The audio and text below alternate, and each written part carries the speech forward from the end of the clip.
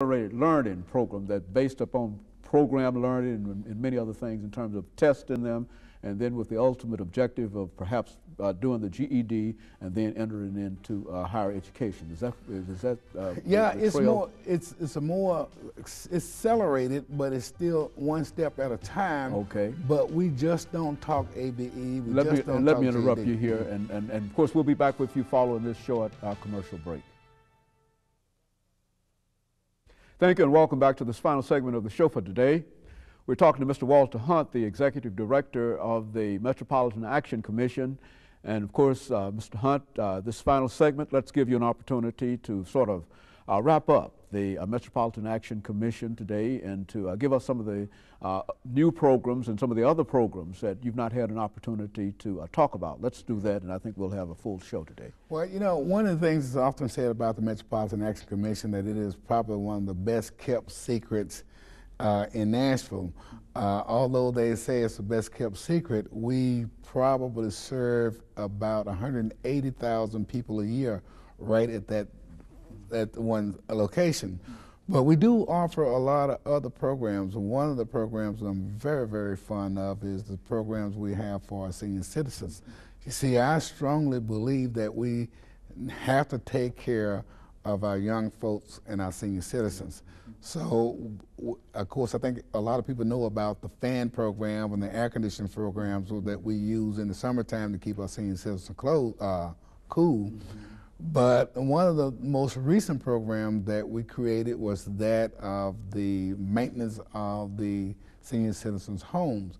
We looked at a study that said that senior citizens are more happier, they are more healthier, they live longer when they're able to stay in their own home and not have to be forced out in a nursing home. One of the reasons when we looked at it, a lot of the reasons that they were moving out, being put in homes because of they couldn't afford to pay for the maintenance on the home, i.e. roofs, plumbing, electrical, and that kind of thing. So we created a program where we can spend about $3,000 per house, whether it's a roof or electrical or plumbing, handicap accessories, or subflooring. So we started that program 2 years ago. Last year we did 60 some odd homes. This year we're off to a good start. We're putting roofs on the people's houses. We providing that maintenance so that they are able to stay in their house and not have to move out. Now, what about this training? There seems to be a training component to this that would be important too. Who's providing all of that work? I mean, is that work being done by independent contractors, or do you use the folks that you're working with in order to do that? Right now, our caseworkers are the one that process it, but the people who actually do the work are the small and minority business people, contractors that are already on the Metro's bidding list. And we're looking at Tennessee State's engineering department to do some work in that field too. We just started that process, and that was suggested by one of your good friends, Dr. Kevin Atchison, and said that we should look at TSU, other colleges have these engineering students that they could provide some of the work also. So we're in the process of doing that also.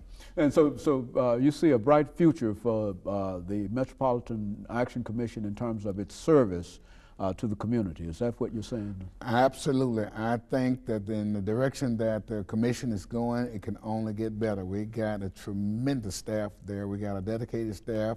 They are not clock watchers. They really work. They try to solve people's problems.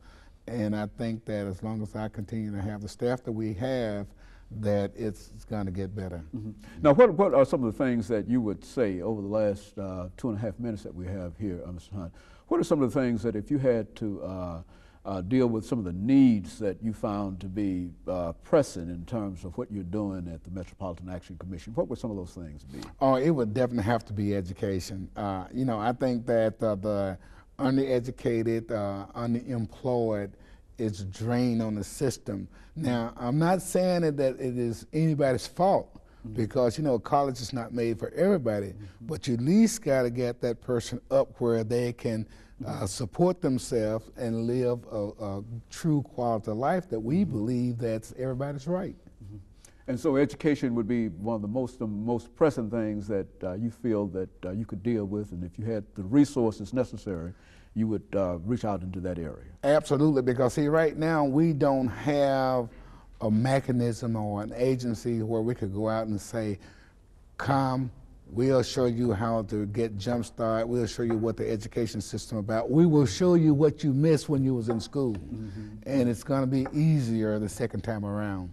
That's the message that we give. Well, I think, Mr. Hunt, during this last minute that we have here, I can only say that we've had many opportunities to talk to people from the commission, and we've talked to you on many occasions. And I think in terms of the way the politics is going today, that your program is a very, very viable program, and the needs that we have in the state of Tennessee for education itself, I think, have already been demonstrated, and it seems that you've got almost a private kind of program in a real sense in terms of your resources. And where, speaking of resources, over the last half minute here, what are some of the support mechanisms that you would think that you would need in terms of resources? In terms of resources, I think that if I had additional space, additional literacy teachers to deal with the 30,000 literacy cases that we have throughout the city, I think that would be just magnificent. And all of that would be additional resources for you, and you could do many, many more things. Absolutely. Okay, and of course, let me thank you for coming by and giving us that excellent information about the Metropolitan Action Commission. And let me encourage our audience to tune in again next week for another informative edition of Comments. Thank you and good morning.